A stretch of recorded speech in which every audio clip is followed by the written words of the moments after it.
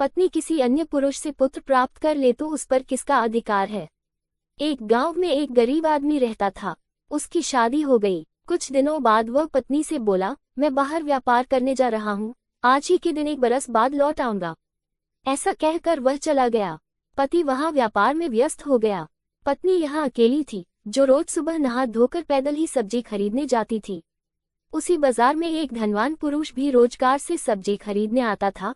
वह रोज इस महिला को आते हुए देखता था। एक दिन वह उस महिला से बोला, आओ मैं आपको घर तक छोड़ दूंगा। नहीं, मैं चली जाऊंगी, डरो मत, मेरा घर भी अगली गली में है, मैं आपको सकुशल पहुंचा दूंगा। वह स्त्री कार में बैठ गई। उस पुरुष ने शांति शालीनता के साथ उस स्त्री को उसके घर के सामने उतारा और चला गया। अब ये रोज का क्रम बन गया। एक दिन उस पुरुष ने उस स्त्री से स्नेह तथा आदर से कहा, आओ चाय पीकर चली जाना। स्त्री ने उसका आग्रह स्वीकार कर लिया तथा चाय पीकर चली गई। सिलसिला आगे बढ़ा, भोजन भी होने लगा। उन दोनों के मध्य प्रेम उत्पन्न हो गया और परिणाम हुआ एक सुंदर पुत्र। वह स्त्री अपने पुत्र को उस पुरुष के घर ही रखती व नित्य एक बार जाकर उसे लाड़ प्यार से दूध पिलाकर लौट आती। 1 बरस पूरा हो गया। पति के लौट आने की तारीख आ गई।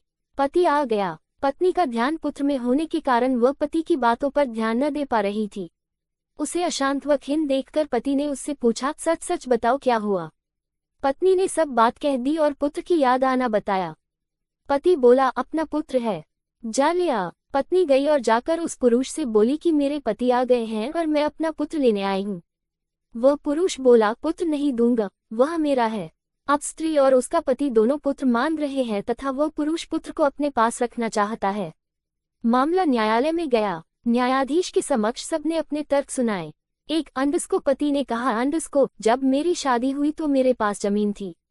मैं व्यापार करने परदेश गया तथा ये कहकर गया कि जब बोवनी का समय आएगा तब आ जाऊंगा, परंतु यदि किसी कारण न आ पाऊं तो तू किसी से खेत बुआ लेना। बरसात शुरू हो गई और मैं न आ पाया तो मेरी पत्नी ने मेरा खेत दूसरे से बुआ लिया। अब बोने वाला व्यक्ति कह रहा है कि फसल मेरी है, तो फसल तो खेत मालिक की ही रहेगी। बुआई करने वाला चाहे तो मजदूरी ले ले, परंतु फसल पर अधिकार तो खेत मालिक का ही रहेगा। तारांकन 2 अंडस को उस पुरुष ने कहा, अंडस को, मैं एक रोज सैर करने गया। सड़क पर मुझे एक खाली डिब्बी पड़ी मिली। मैंने इधर उधर देखा, मुझे कोई डिब्बी का मालिक दिखाई न दिया। डिब्बी सुंदर थी। मैंने डिब्बी उठा ली तथा अपने जेब से एक हीरा निकाल कर डिब्बी में रख दिया। दूसरे दिन मुझे एक आदमी मिला। वह कहने लगा, ये डिब्बी तो मेरी है। मैंने डिब्बी में से हीरा निकालकर अपने पास रख लिया और डिब्बी उसके मालिक को लौटा दी। अब वह आदमी कहता है कि हीरा भी मुझे दो। हीरा तो मैंने रखा था तो हीरा तो मैं ही रखूंगा। उसकी डिब्बी मैं वापस देने को तैयार हूं, पर हीरे का मालिक तो मैं ही हूं। 3 अंडस को पत्नी ने कहा, अंडस को, जब मेरी शादी हुई तो मेरे पिता ने एक भैंस दी थी। भैंस दूध देती थी। एक दिन मेरे पास जामन नहीं था।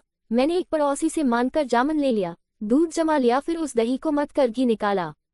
अब वह जामन देने वाला कह रहा है कि घी मेरा है। घी तो उसका ही रहेगा जिसका दूध था। जरा सा जामन दे देने से घी उसका कैसे हो सकता है। वह चाहे तो जामन के पैसे ले ले। तीनों के अपने अपने किस्से व तर्क थे। तीनों की बात सुनकर न्यायाधीश महोदय ने संन्यास ले लिया। अब पुत्र किसे मिलना चाहिए, है क्या जवाब किसी के पास? तारांकन विषय पर विचार करके लाइक, कमेंट और शेयर करके चैनल को सब्सक्राइब भी करें। धन्यवाद। Folded hands.